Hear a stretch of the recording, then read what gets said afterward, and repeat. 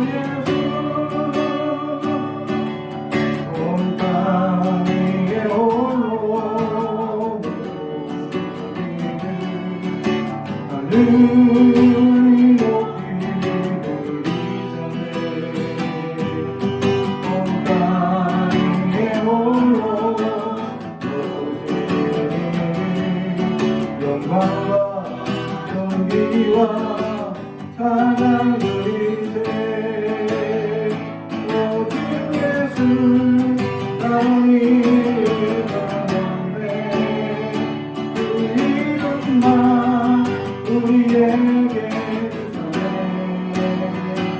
오직 예수 다른 이름 없네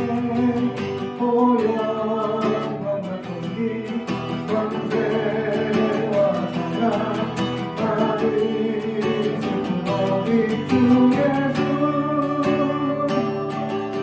모든 이름 위에 뛰어나기는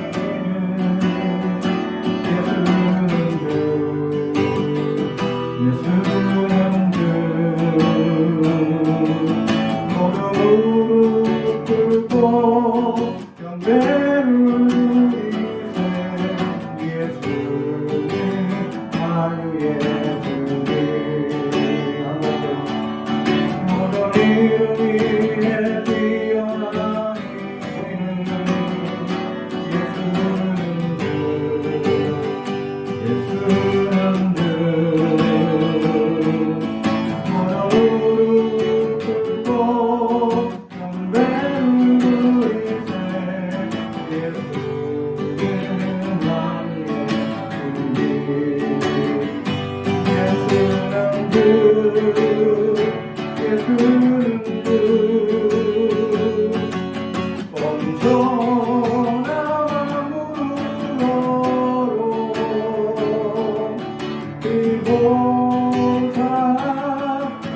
영광을 돌리세 예수 예수는 주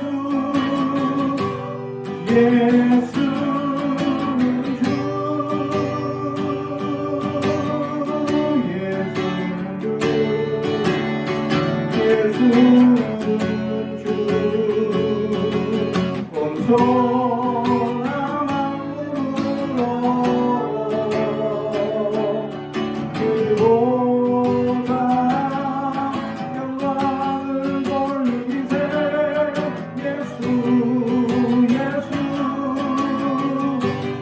예수는 주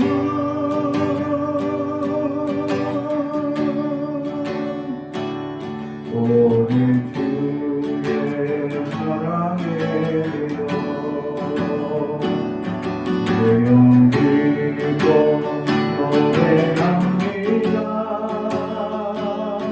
이 소망의 언덕 이곳의 땅에서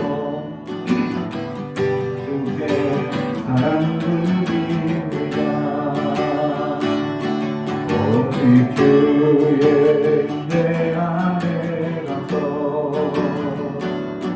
내 용기로 사랑합니다 이 소명의 언덕 거룩한 땅에서 주께 연대드립니다 주께서 주신 모든 은혜 나는 말할 수 없네 내 영혼 그거리 주가드렵니다 주께 내 만듭니다 이 소명의 언덕 거룩한 땅에서 주께 연대드립니다 주께서 주신 모든 은혜 나는 말할 수 없네 내 영혼 그거리 주가드렵니다 주께 내 삶드립니다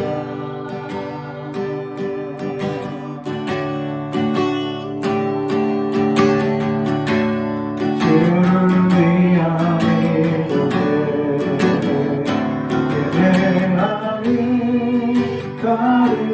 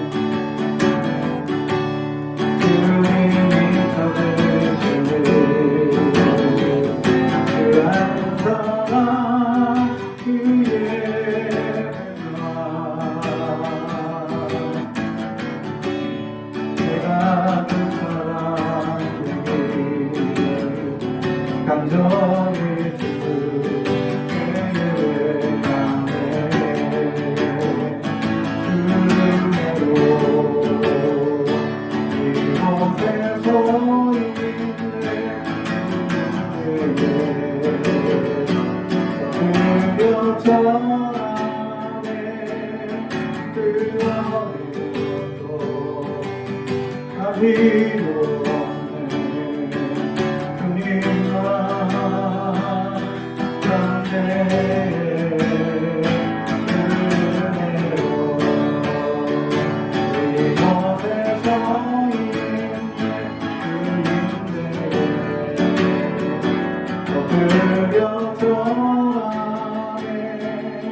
그 어느것도 난 필요 없네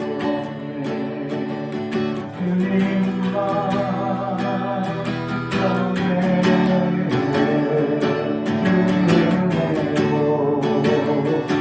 이곳에 서 있네 주인에게 엎드려서라네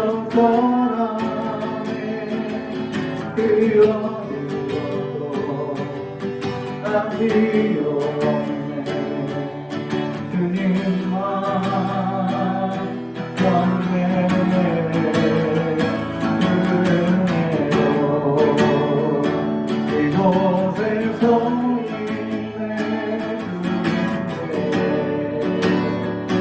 주님만 천하에 피어를 걷고 한 필요 없네 주님만 경배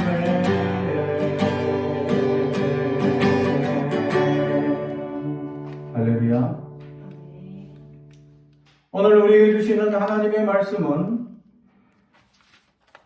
출애굽기 24장 12절에서 18절의 말씀입니다. 출애굽기 24장 12절에서 18절까지 말씀. 하나님의 말씀을 봉독하겠습니다. 하나님의 말씀을 경청해 주시기 바랍니다. 여호와께서 모세에게 이르시되 너는 산에 올라 내게로 와서 거기 있으라. 내가 그들을 가르치도록 내가 율법과 계명을 친히 기록한 돌판을 내게 주리라. 모세가 그의 부하 여호수아와 함께 일어나 모세가 하나님의 산으로 올라가며 장로들에게 이르되 너희는 여기서 우리가 너희에게로 돌아오기까지 기다리라. 아론과 홀이 너희와 함께 하리니 무릇 일이 있는 자는 그들에게 나아갈지니라 하고 모세가 산에 오르매 구름이 산을 가리며 여호와의 영광이 시내 산 위에 머물고 구름이 여섯 동안 산을 가리더니 일곱째 날에 여호와께서 구름 가운데서 모세를 부르시니 산 위에 여호와의 영광이 이스라엘 자손의 눈에 맹렬한 불같이 보였고 모세는 구름 속에서 들어가서 산 위에 올랐으며 모세가 40일 40야를 산에 있으니라. 아멘. 우리 가슴에 손을 얹고 축복에 언어합니다. 나는 하나님의 사람입니다. 축복의 사람입니다. 우리 가정은 영혼이 잘됨 같이 범사가 잘되고 강건해지는 가정입니다. 우리 교회는 번성하고 창대하게 되며 하나님의 언약이 이루어지는 교회입니다. 아멘. 산에서도 하나님의 은혜라는 제목의 말씀으로 은혜를 나누고자 합니다. 오늘 말씀에 모세는 하나님의 부르심을 받고 산에 오르기 시작합니다.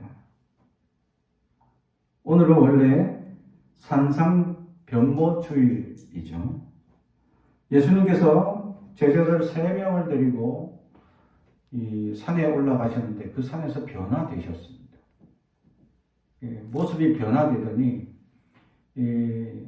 갑자기 구름이 가득 차고 하늘에서 음성이 들리더니 이는 내 기뻐하는 자요 사랑하는 자다라고 말씀하시죠. 그러면서 하나님께서 이 영혼 축복하시고 하나님의 크신 음성을 들은 제자들이 내가 여기가 좋사오니 초막 셋을 짓고 하는 여기에 머물기를 원합니다 라고 하자 예수님께서는 내려가자라고 말씀하시죠. 다시 말하면 예수님 제자들은 정말 여기 범모산에 올라왔을 때 하나님의 영광이 임하는 그 자리에 머물러 있기를 원하죠. 사람은 어떤 영광이 임하고 어떤 하나님의 크신 은혜가 임하고 하나님의 소명이 임하는 그 자리에 머물러 있기를 원합니다. 그러나 하나님께서는 그 자리에 은혜를 받은 그 자리에 머물러 있으라 하는 것이 아니라 그것을 떠나 은혜 받은 삶을 살아라 라고 우리에게 말씀을 하고 있는 것입니다.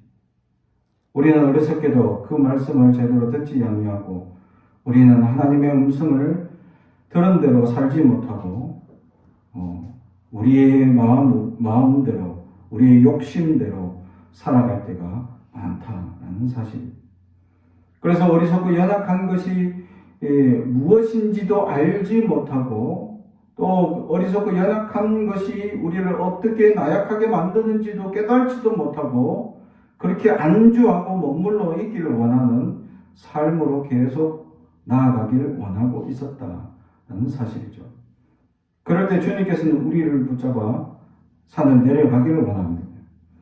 오늘 모세는 하나님의 부르심을 받습니다. 하나님께서 부르시는 그 산으로 올라오길 원하시고 계셨다는 사실이죠. 그리고 그는 그 산에 올라갑니다.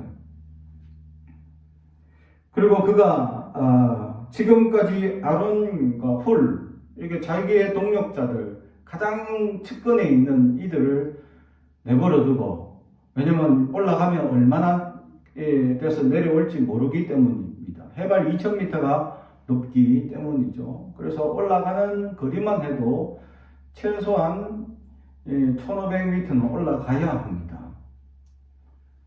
지금으로 따지면 뭐 이렇게 이 교통편이 있거나 이런 것이 아니죠. 그냥 온전히 걸어서 그 산을 올라가야 합니다. 험난한 산의 일정이 기다리고 있습니다. 그리고 그가 올라가는 이 일정에는 오늘은 특별한 제자들을 데리고 갑니다. 오늘 여호수아를 데리고 올라가게 됩니다. 여호수아와 갈렙은 하나님의 음성에 확실한 응답을 받고 12명의 파송된 사람들 중에 하나님의 약속을 믿은 소수였습니다. 우리나라뿐만 아니라 세계 많은 나라들이 민주주의를 지향하고 있죠. 민주주의는 무엇입니까? 다수결 원칙을 내세우고 있습니다. 다수가 결정한 것을 그대로 믿고 이제 따라가는 것을 의미하고 있다는 사실입니다. 그래서 많은 사람들의 결정, 많은 사람들의 선택, 많은 사람들의 이야기 그것을 존중해주고 따라가는 것을 의미하죠. 왜냐하면 다수라는 사람들의 보편적 선택이 선하다라는 생각이 있기 때문입니다. 그러나 이 다수라는 사람들이 어떤 특정의 이익의 결부가 되면은 그 다수결 원칙, 민주주의의 아주 지향적으로 생각하는 그것이 잘못될 수도 있다. 특수한 자들의 또는 이익 집단의 하나의 욕심의 도구로 사용될 수도 있다는 것을 우리는 잘 알고 있습니다. 어쩌면 이 모세와 아론 또 여호수아와 갈렙 이 12명의 전탄군 시절에 민주주의적 사고방식으로 결정을 했다면 바로 이 여호수아와 갈렙은 하나님의 저주를 받았다라고 사람들이 얘기하고 그렇게 쫓겨나야 합니다. 그러나 그들의 선택이 맞았죠. 12명 중에 단 2명입니다. 소수였고 그들은 믿음을 가진 자들입니다. 여호수아와 갈렙을 볼 때 우리가 과연 우리도 믿음을 가지고 그렇게 선택을 할 수 있을까라는 두려움입니다. 많은 사람이 잘못된 것을 선택할 때에 정말 옳은 것을 보고 있으면서도 잘못된 욕심에 따라서 선택하는 현장에서 이건 잘못됐습니다 라고 당당하게 얘기할 수 있는 자들이 얼마나 있느냐라는 것이죠. 어찌 보면 몇 명 없을 수도 있습니다. 아니 어쩌면 아예 없을 수도 있습니다. 사회가 도덕심이 문제가 있고 부정과 부패가 팽배하고 사회 전체적 구성하고 있는 사람들의 생각이나 사상이나 이런 모든 부분에 있어서 나약하고 편파적이고 문제가 가득 찬 사람들만 모여 있다면 분명히 잘못된 선택을 할 수 있다는 거죠. 특히 우리나라는 그런 다수결이 통하는 지역들이 있습니다. 이걸 지역주의라고 하죠. 특히 경상도와 전라도는 정치적 강력한 편향성을 가지고 있습니다. 그래서 그 지역 사람들에게 아무리 다른 쪽 사람을 얘기해도 일체 들을 준비나 생각을 가지지 않습니다. 심지어는 그 다른 쪽 얘기를 하는 것 자체가 아주 심각한 반공적 생각을 가지고 있다고 몰아가 세우는, 실제로 과거 우리 정치사회에 그렇게 몰아세워서 억울하게 옥살이한 사람들도 허다하다라는 거죠. 그런데 여호수아와 갈렙은 하나님이 주신 땅이 맞다. 그들이 가지고 온 포도송이, 둘이서 메어와야 할 풍성한 포도송이를 보면서 하나님이 주신 젖과 꿀이 흐르는 땅이 맞습니다 하고 여호수아와 갈렙이 본 시각은 뭐냐? 하나님이 주신 약속을 찾아 풍성한 것이 많냐 적으냐 그것을 따지러 온 사람들이고, 나머지 10명은 무엇을 봤느냐? 하나님이 주신 약속보다 그 땅에 존재하고 있는 불평한 것이 뭐냐? 그들이 일괄되게 주장하는 것이 안악자손들이 있었다라는 거인족. 저 사람들은 우리가 침략하지 못. 아니, 저들은 우리가 쳐들어갈 수 없습니다. 2명은 하나님이 주신 약속을 보는 사람들이고 그들 눈에 거인족이 안 보였겠냐는 거죠. 그들 눈에도 거인족은 보였습니다. 그러나 그 땅의 약속, 하나님의 젖과 꿀이 흐르는 풍성한 땅이다라는 것을 그들은 확신하고 하나님이 주신 약속이 맞구나라고 기뻐하는가 반면에 10명은 거인족 속, 강한 민족, 강한 성 이런 것들 보고 야 우리 포기하자, 돌아가자, 안 됩니다, 여기는 갈 수 없습니다 라고 하나님의 약속을 저버리는 선택을 하게 되는 거죠. 우리는 어떻습니까? 하나님이 주신 약속이 눈에 보이는 사람이 있는 반면에 불편한 현실들만 계속 보이는 사람들이 있습니다. 어려운 물질적 환경, 또 사회적 불평등한 것들, 여전히 이 부정과 부패가 만연한 사회적 모습들, 이런 것들만 계속 눈에 보여서 안 됩니다, 할 수 없습니다 라고 부정적 사고방식으로 나가는 사람들이 있는가 반면에, 그럼에도 불구하고 하나님이 주신 약속을 바라보고 안 되고 연약한 것을 변화시켜서 하나님의 놀라운 은혜와 역사가 나타날 것을 기대하고 소명하고 나아가는 사람들이 있다는 거죠. 우리는 믿음을 가지고 나아가야 합니다. 그래서 모세는 이번에는 이 여호수아를 동행해서 산에 올라가게 됩니다. 그는 긍정적인 사람, 그는 약속을 믿는 사람이었습니다. 그렇게 산에 올라가는 그 산에 하나님께서는 율법과 계명을 친히 기록한 돌판을 주겠다고 말씀하셨습니다. 모세의 마음은 기대와 또는 두려움으로 가득했습니다. 그럼 막상 백성을 산 아래 두고 올라올 것을 생각하니 걱정이 앞섭니다. 왜냐하면 이 백성 항상 자기에게 문제가 있을 때마다 물으러 왔는데, 또 아론이나 훌도 장로지만 항상 문제가 해결하지 못하는 문제가 있을 때마다 자기에게 물어봤고, 또 자기도 이것을 해결하지 못할 때마다 하나님께 물어서 해결받았던 이 수많은 이 백성들 60만이라는 인구를 이끌고 지금 진행해야 되는 이 산 아래에 머물고 있는 백성들의 문제점 해결은 어떻게 될 것이냐라는 두려움이 또 가득 차 있었습니다. 그러나 그는 하나님이 주신 은혜를 기대하며 소망하며 산을 오르기 시작합니다. 구름이 산을 가리기 시작합니다. 여호와의 영광이 세상의 것과 영적인 것을 구분하고 있다라는 것이죠. 그 산에 구름이 가득 차다라는 것은 하나님께서 모세를 생각해주고 있다라는 역사입니다. 하나님이 친히 얼굴을 보는 순간 부정한 사람은 깨끗한 주님을 보는 순간 죽습니다. 그래서 하나님은 이 모세와 여호수아를 생각해서 산에 구름으로 가득 채워 주셨다라는 거죠. 다시 말하면 하나님을 봐도 볼 수 없도록 강한 안개를 자욱하게 만들어 주셔서 친히 음성은 들을 수 있어도 보지 않을 수 있도록 우리를 배려해 주신 하나님의 은혜가 가득하다라는 겁니다. 그렇죠? 하나님의 은혜가 가득한 시야, 하나님의 은혜가 가득한 영적인 눈, 하나님의 은혜가 가득한 교회임을 바라보는 시각, 하나님의 은혜가 가득한 삶임을 볼 수 있는 영적인 눈이 있느냐라는 겁니다. 우리의 눈에는 보이지 않습니다. 우리의 육신의 눈으로는 볼 수 없습니다.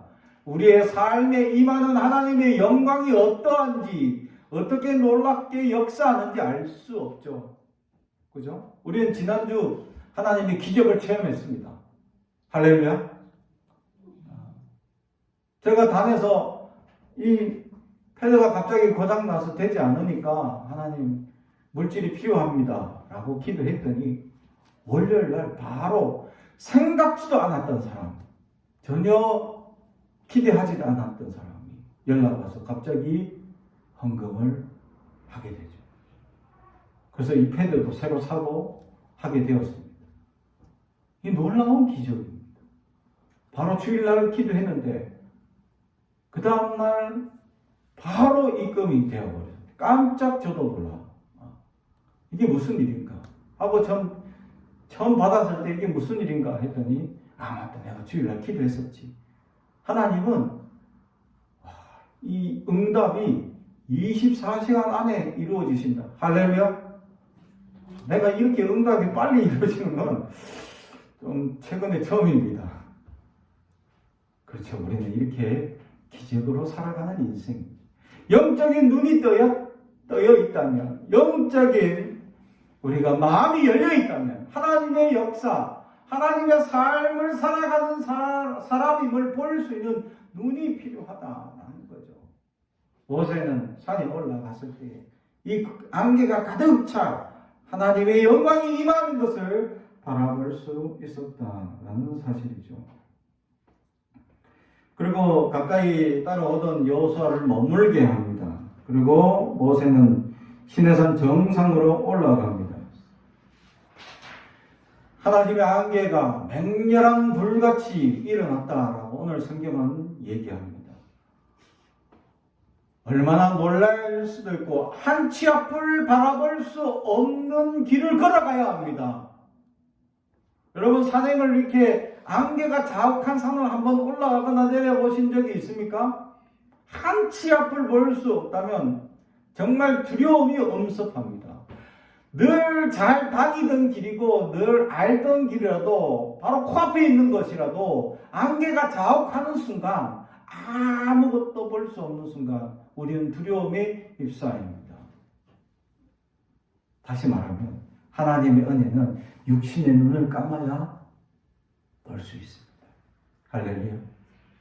육신의 눈 떠 있는 순간 세상을 보지. 그리고 내가 경험하고 내가 보고 있는 것을 의지하게 되어 있습니다. 그래서 사람의 감각은 보는 것, 만지는 것, 경험한 것, 거기에 모든 것을 사람들은 의지합니다. 그러나 하나님은 그것으로 임재하지 않습니다. 그죠?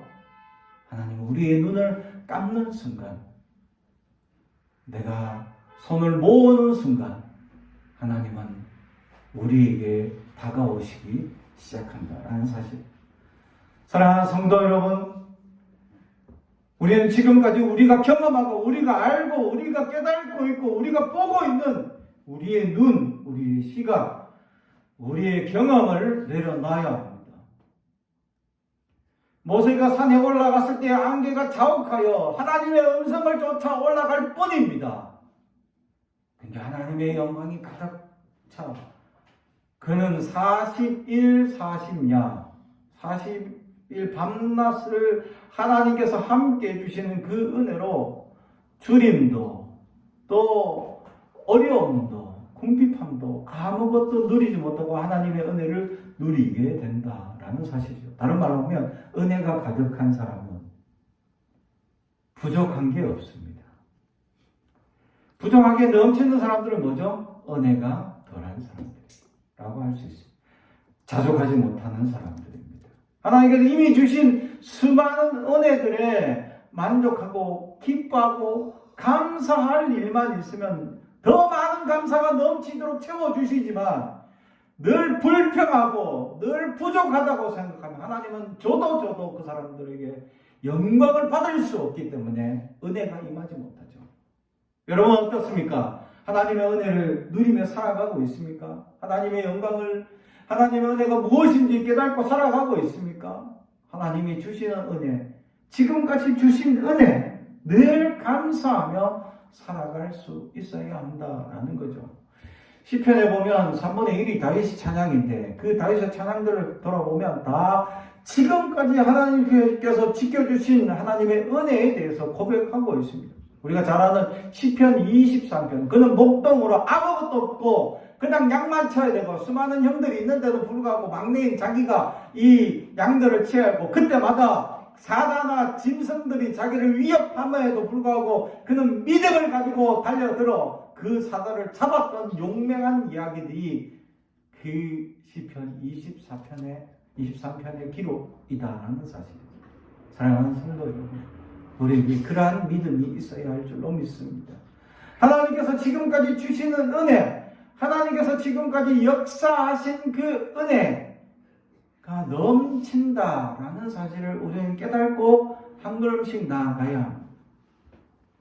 그 은혜가 충만한 40일 동안 그런 주림도 연약함도 부족함도 없이 그냥 하나님과 함께 있는 것만으로도 기뻐하고 감사하며 산을 내려오죠.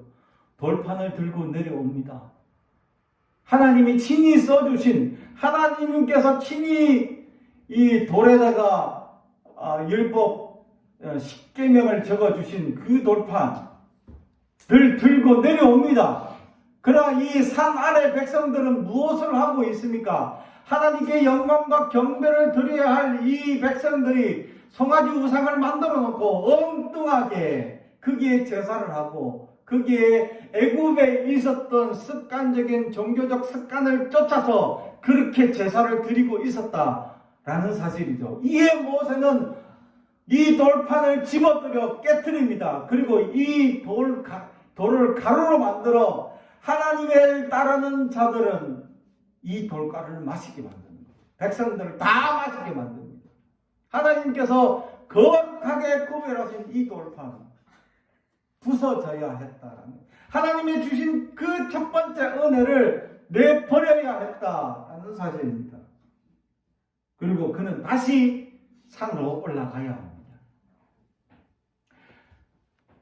우리가 생각할 때 아니 내가 직접 써서 만든 이 10계명 돌판을 깨트리고 와서는 다시 써달래, 하나님 다시 써주세요 하고 돌을 다듬어서 들고 올라갔어요.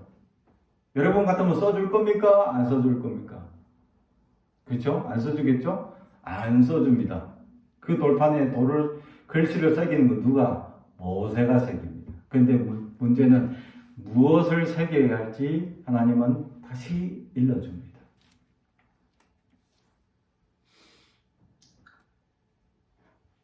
다시 하나님은 잃어버린 은혜, 잃어버린 하나님의 소명, 잃어버린 하나님의 믿음, 다시금 하나님은 기억하도록 그 말씀을 그들에게 새겨주고 있다는 사실이죠. 사랑하는 성도 여러분, 하나님은 우리를 지극히 사랑하시는 분이십니다.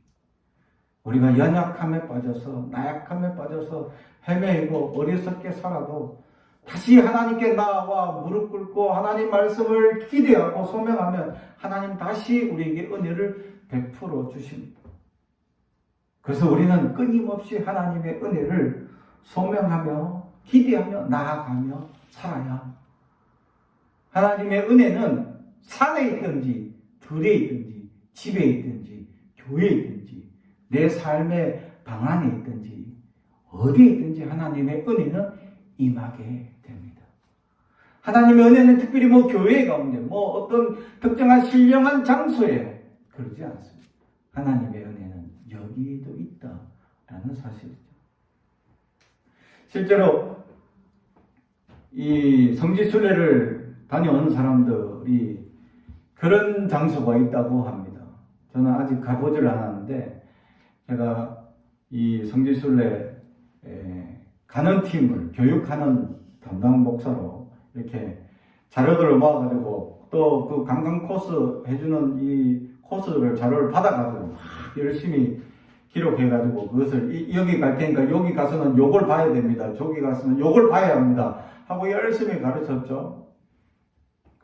그래서 갔더니 그분들 진짜로 내가 얘기했던 거기 가서 이거 하고 저거 하고 다 했대요. 근데 그 중에 가장 인상적인 데가 뭐냐 하니까 예수님께서 십자가 지고 올라가시던 그 골고다 언덕길에 한번 주님이 딱 넘어지셔가지고 손을 딱 짚은 곳이 있다는 겁니다. 그 손자국이 그대로 나와 있는 거예요. 근데 그 손자국이 왜 그렇게 나와 있냐? 많은 사람들이 계속 그 길을 계속 만지니까. 계속 만지니까.